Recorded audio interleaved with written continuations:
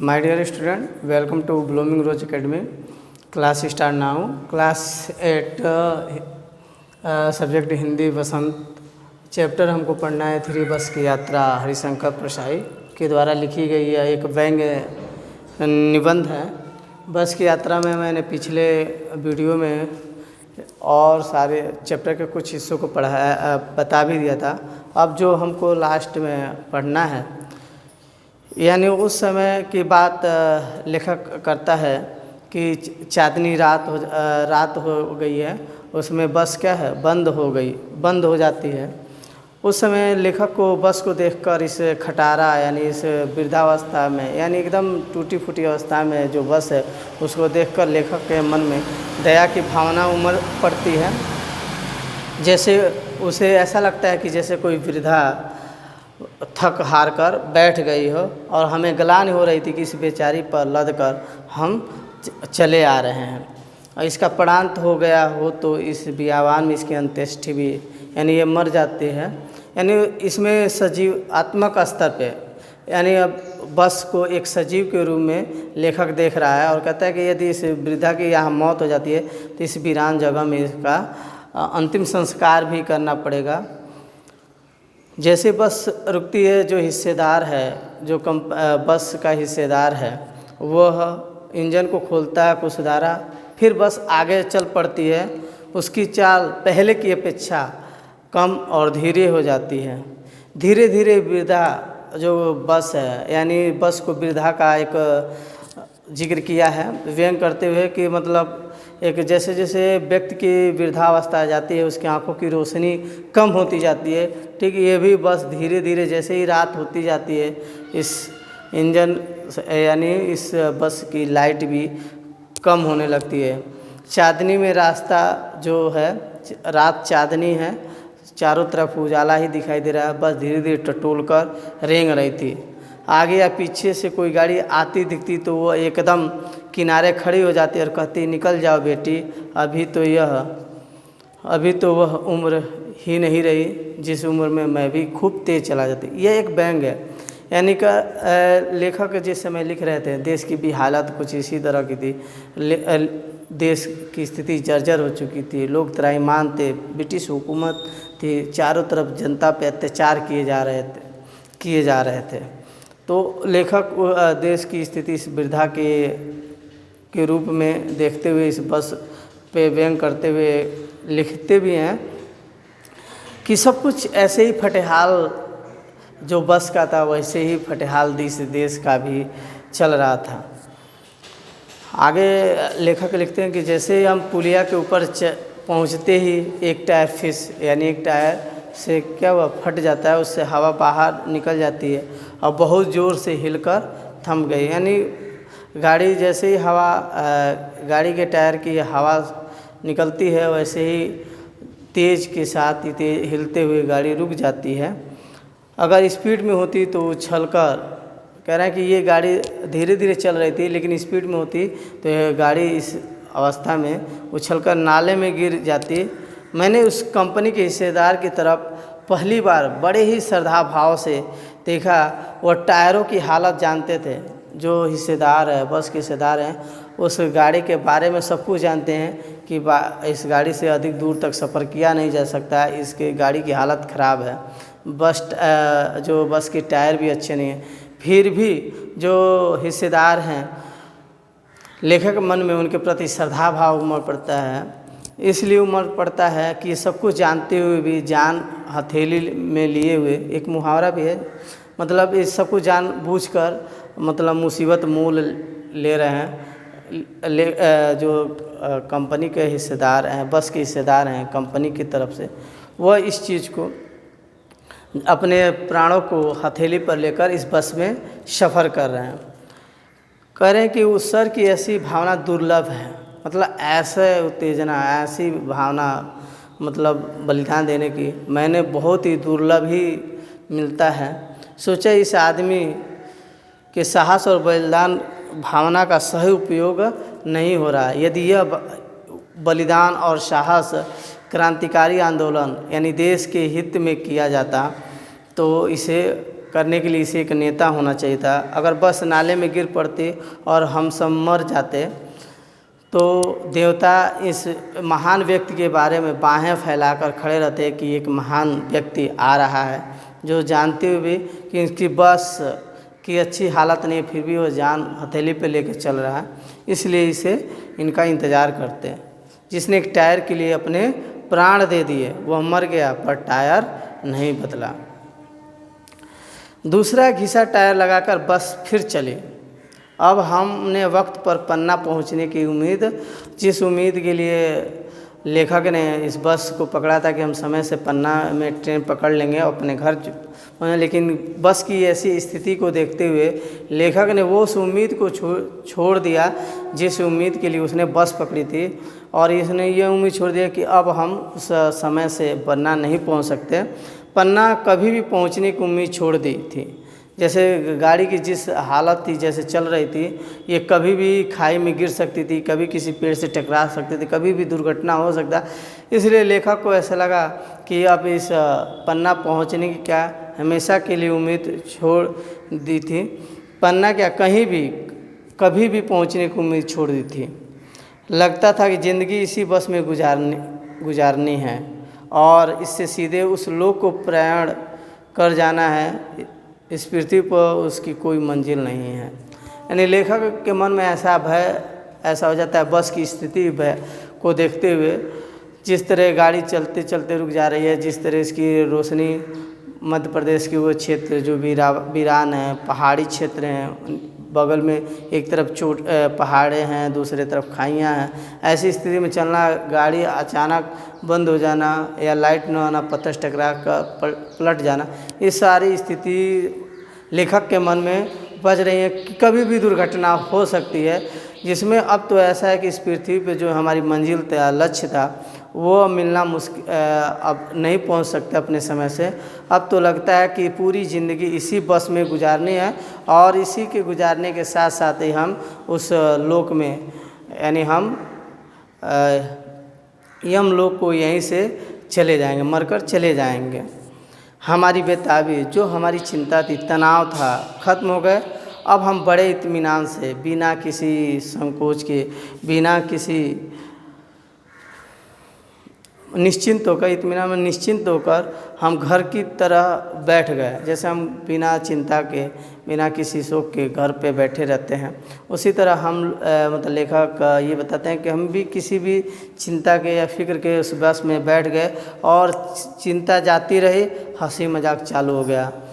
मतलब कहने का मतलब कि जो इनके मन में डर भय बना हुआ था बस को लेकर, बीच में स्थिति बनी, अब वो अब ये मान लें कि हम अपने मंजिल पे नहीं पहुंच सकते, अब यहाँ से सीधे डायरेक्ट हम लोग जा सकते हैं। तो ये सारी चिंता को उन्होंने छोड़कर इत्मीनान के साथ बस में बैठे और जो उनके अंदर की चिंताएँ, दुविधाएँ थी, वो ख़त्म होती रहें और हंसी मजाक चालू था कि जब भी पहुँचना होगा हम पहुँचें। यानी यही तक यहीं पे ये चैप्टर समाप्त होता है। अब लेखक ने एक तरफ तो बस की यात्रा लिखा है, ठीक दूसरी तरफ जब ये लिख रहे थे तो उस समय सविनय अवज्ञा आंदोलन चल रहा था, असहयोग आंदोलन चल रहा था। तो उससे प्रेरित होकर लेखक ने इस बस की यात्रा के माध्यम से व्यंग किया कि देश की स्थिति कैसी थी, लोग कैसे चला रहे थे। हमारी देश की स्थिति बस की तरह खटारा हो गई थी, जिस पे जैसे बस का जो हिस्सेदार था वो ब्रिटिश हुकूमत की तरह, ब्रिटिश हुकूमत के यहाँ तुलना की गई है कि बस ख़राब होने के बाद भी उसको चलाया जा रहा था। ठीक, हमारे देश की जनता त्राही त्राही कर रही थी, लेकिन ब्रिटिश हुकूमत उनका शोषण किए जा रहे थे। यानी उसने व्यंग करते हुए, यानी उस समय ऐसा था कि कोई डायरेक्ट ब्रिटिश हुकूमत के खिलाफ जा नहीं सकता था। एक साहित्य ऐसा माध्यम बन रहा था जिससे लेखक अपने लेखनी के माध्यम से उस पर तीखा प्रहार कर सके। जो सोई हुई जनता थी, त्राही त्राही करती हुई जो जनता थी, इन साहित्यों के माध्यम से उन्हें जागरूक करने का प्रयास किया जा रहा था। तो उन्होंने जो हमारे देश की स्थिति थी, अपने इस हरिशंकर परसाई ने अपने इस व्यंग निबंध के माध्यम से लोगों तक पहुंचाने का प्रयास किया है।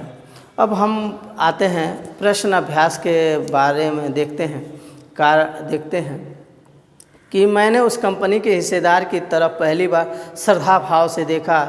लेखक के मन में हिस्सेदार साहब के लिए श्रद्धा क्यों जग गई? ये प्रश्न था। पर लेखक कहते हैं कि उस हिस्सेदार साहब के प्रति उन्हें जो श्रद्धा भाव जगा, मैंने उस कंपनी के हिस्सेदार की तरफ पहली बार श्रद्धा भाव से देखा, क्योंकि जो बस के हिस्सेदार थे वो जानते थे कि ये गाड़ी जा नहीं सकती है, फिर भी वो अपने जान हथेली पर लिए हुए उस बस से सफ़र कर रहे थे, कभी भी दुर्घटना हो सकती थी।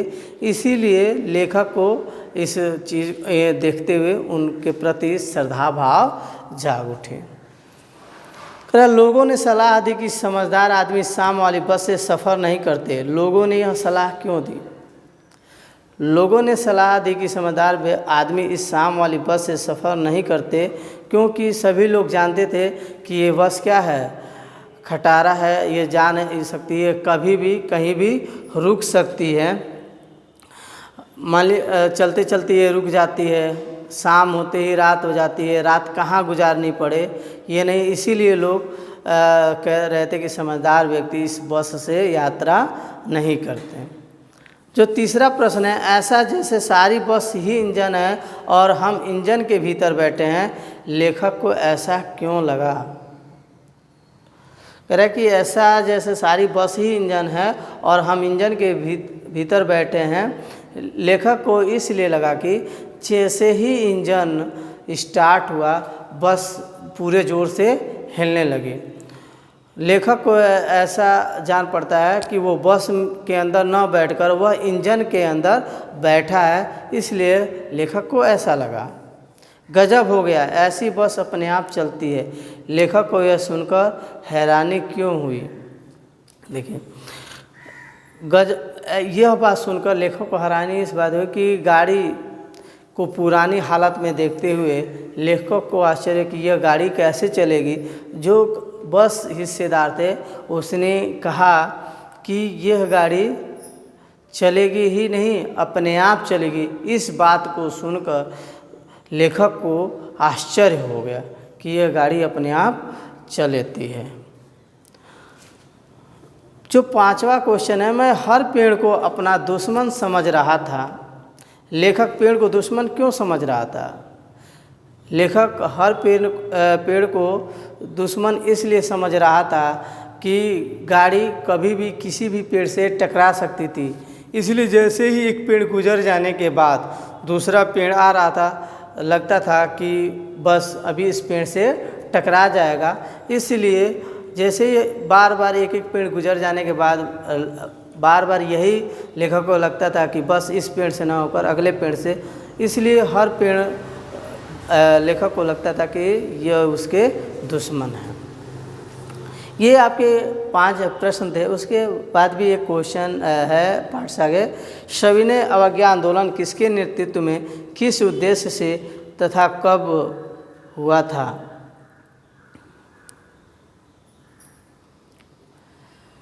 देखिए, सविनय अवज्ञा आंदोलन 1930 में गांधी जी के नेतृत्व में, मतलब सविनय अवज्ञा आंदोलन गांधी जी के नेतृत्व में देश के स्वतंत्रता दिलाने के लिए 1930 में हुआ था।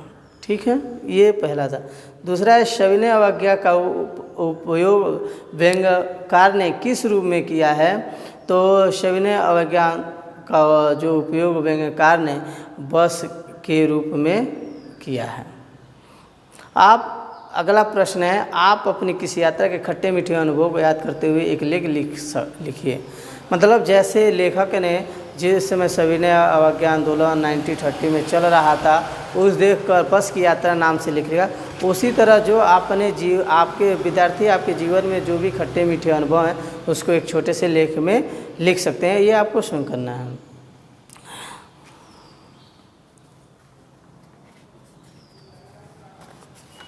देखिए, आगे देखते हैं भाषा की बात। ये आप प्रश्न मैं जल्दी बता रहा हूँ। अब भाषा की बात देखना है। बस 3 शब्द हैं। जैसे बस है, वस है, बस है। ये 3 शब्द हैं, तीनों एक ही समश्रुति है, भिन्नार्थक शब्द हैं। आपको मैं पिछले शब्द के प्रकार में बताया था, इस बस, इस यह बस और इस बस में क्या अंतर है। तो कह रहे हैं इनमें बस सवारी के अर्थ में, बस यह सवारी के अर्थ में, यह अधीन के अर्थ में, यह पर्याप्त काफ़ी के अर्थ में प्रयुक्त होता है। जैसे बस से चलना होगा, मेरे बस में नहीं है, अब बस करो।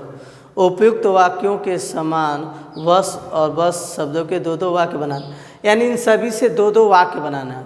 यानी ये इस बस का मतलब एक सवारी के अर्थ में है, यह बस जो है अधीन के अर्थ में है, और यह बस जो है पर्याप्त या काफ़ी के अर्थ में है। कह रहा है कि यह बस इस बस से सवारी की जाती है, यह मेरे बस में है।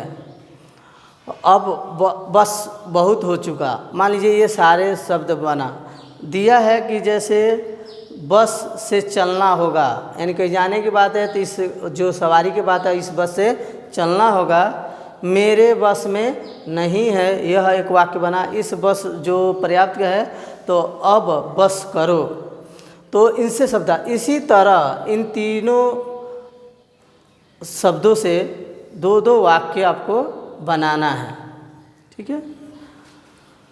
अगला जो है कि हम 5 मित्रों ने तय किया कि शाम 4 बजे की बस से चलें। पन्ना से इसी कंपनी की बस सतना के लिए घंटे भर बाद मिलती है।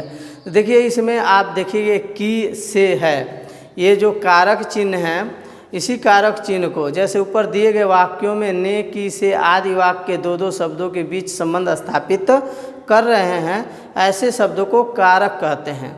इसी तरह के वाक्यों को एक साथ जोड़ने के लिए की का प्रयोग होता है। कहानी में से दोनों प्रकार के 4 वाक्यों को चुनिए। जैसे ऊपर वाक्य दिया है जिसमें ने हो, की हो, से हो, से इस कहानी को पढ़कर जहाँ ये कारक चिन्ह आपको मिले, उस 4 वाक्यों को ढूंढकर आपको लिखना है।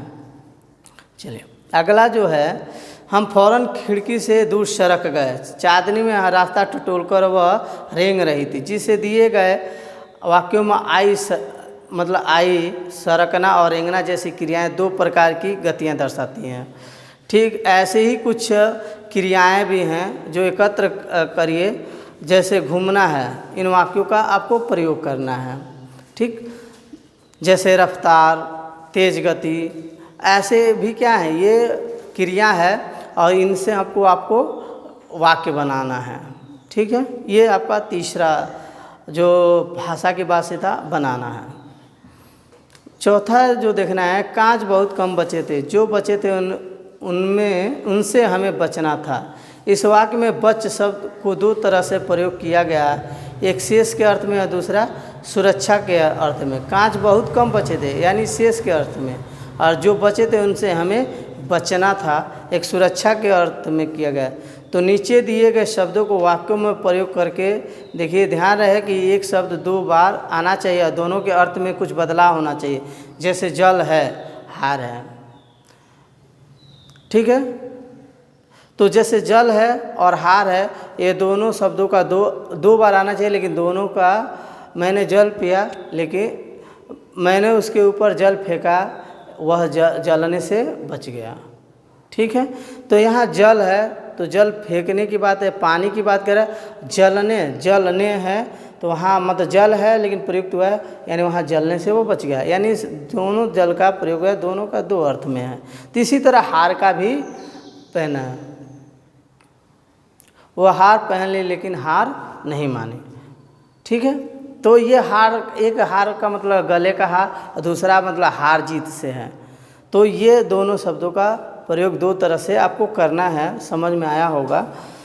फिर आपको इस जो पुस्तक में दिया गया है इसको पढ़ के आपको समझ में आएगा। फिर आप इस वीडियो में जो प्रश्न बता रहा हूँ उसको सुन के आपको समझ में आएगा। अगला जो है, बोलचाल में प्रचलित अंग्रेजी शब्द फर्स्ट क्लास में 2 शब्द है, फर्स्ट और क्लास। यहाँ क्लास का विशेषण है फर्स्ट, चूँकि फर्स्ट क्या है, संख्या है, और फर्स्ट क्लास संख्यावाचक विशेषण का उदाहरण है। महान आदमी में किसी आदमी की विशेषता है महान, यह गुणवाचक विशेषण है। तो संख्यावाचक विशेषण और गुणवाचक विशेषण के दो दो उदाहरण लिखना है। जैसे जहाँ संख्या बताया जाए यानी किसी संज्ञा या सर्वनाम की संख्या को बात करें तो वहाँ संख्यावाचक विशेषण होता है।